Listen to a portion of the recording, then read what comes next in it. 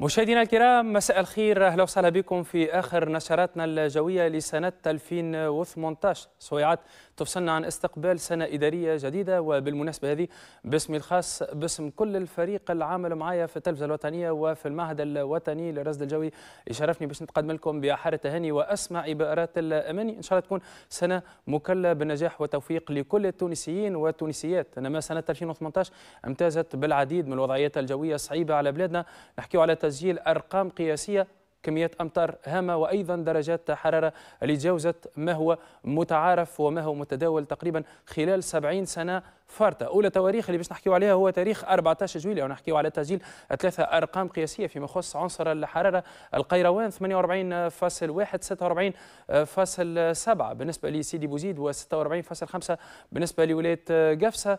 كيف نهار 22 جويلية سجلنا رقم قياسي بتوزر وين درجة الحرارة وصلت المستوى 49.1، وحكينا حتى على بداية غسل النوادر على بكري. شهر أوت امتاز بوضعية جوية نسبيا صعيبة ببنزرت، وتسجيل كميات هامة من الأمطار اللي وصلت ل 144 ملم في جرزونة.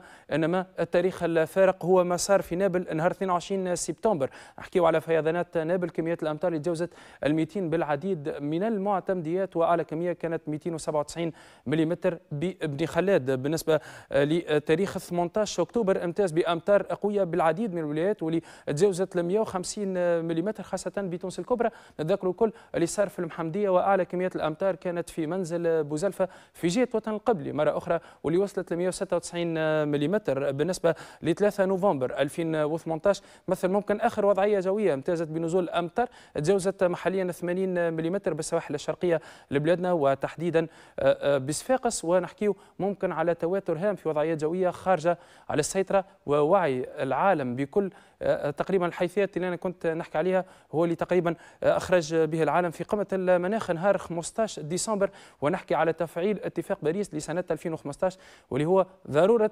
اتخاذ مجموعة من الخطوات العملية والتفعيل متاعها باش نقصوا من نسب الغازات المؤدية للانحباس الحراري.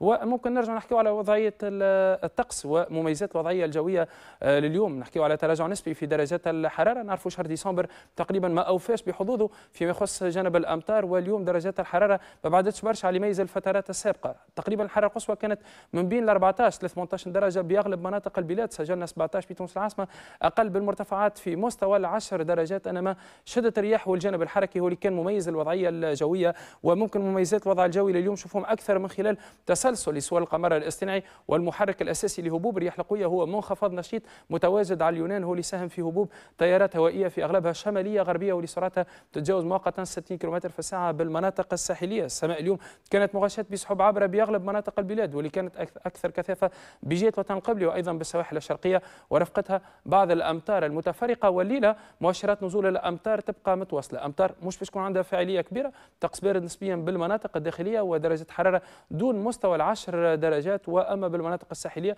فممكن تكون أدفى شوية من المتوقع، تسجيل أرقام تتراوح من بين 10 ل 14 درجة.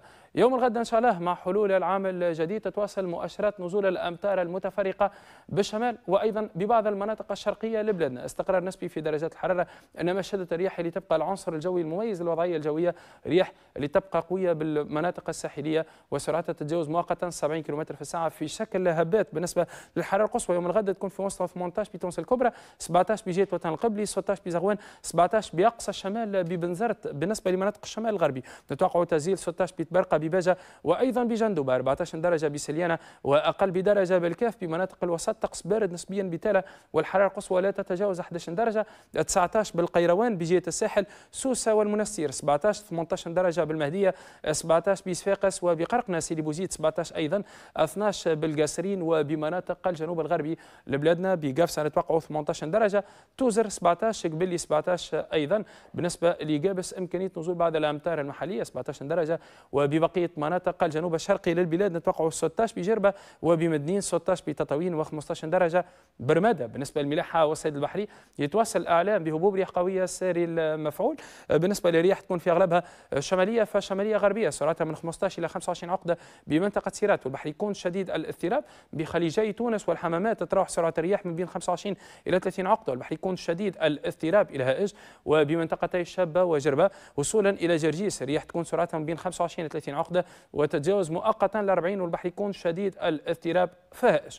كالعادة نمدكم فكرة حول حالة الطقس ببعض المدن والعواصم الأجنبية. نواكشوط سماء صافية 33 درجة، طقس مشمس بالدار البيضاء 16 بالجزائر، 15 بطرابلس مع نزول بعض الأمطار المتفرقة، سماء صافية بالخرطوم 32، 20 بالقاهرة، بالبقاع المقدسة نتوقع 27 بالمدينة المنورة، 31 بمكة المكرمة بعد سحب الدوحة وبمسقط، 26 بأبو ظبي، 16 بالكويت، 18 ببغداد بعد سحب بدمشق، أمطار رعدية ببيروت 19 درجة، 14 بالقدس الشريف وبإسطنبول، طقس بارد نسبيا 8 درجات، 13 بروما سماء صافية، طقس بارد بفيينا 7 درجات، ببرلين 8، توقع مؤشرات نزول بعض الأمطار بأمستردام ببروكسل، 8 درجات بباريس، 14 بمارسيليا وبمدريد، و16 درجة بلشبونة سماء صافية. تطور الوضع الجوي خلال الفترات القادمة نتوقع ظهور بعض السحب بأغلب مناطق البلاد، واللي تكون أكثر كثافة بالشمال مع نزول أمطار متفرقة. يوم الأربعاء ما زالت الرياح القوية هي المميزة الوضعية الجوية، رياح في أغلبها شمالية غربية تكون قوية فقوية نسبيا بالمناطق الساحلية وبالمرتفعات،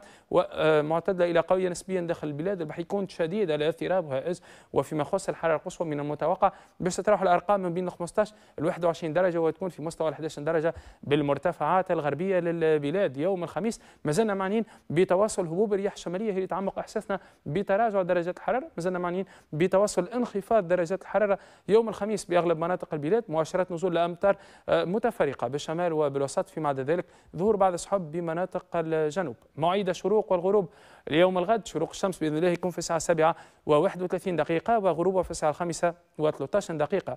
لمزيد من المعلومات والإرشادات نجم نزوروا الموقع الخاص بالمعهد الوطني للرصد الجوي www.meteo.tn، تبعثوا رسالات قصيرة ولا تصلوا برقم الموزع الصوتي 88 40 4 أو أوقات الصلاة اليوم الغد الموافق لل25 من ربيع الثاني، الصبح بداية من 6 إلا دقيقة، الظهر منتصف النهار و29 دقيقة، صلاة العصر في الساعة 3 إلى 5 دقائق، صلاة المغرب في الساعة 5 و16 دقيقة، وصلاة العشاء بإذن الله في الساعة 6 و47 دقيقة. شكرا على حسن المتابعة والاهتمام، إن شاء الله عامكم مبروك.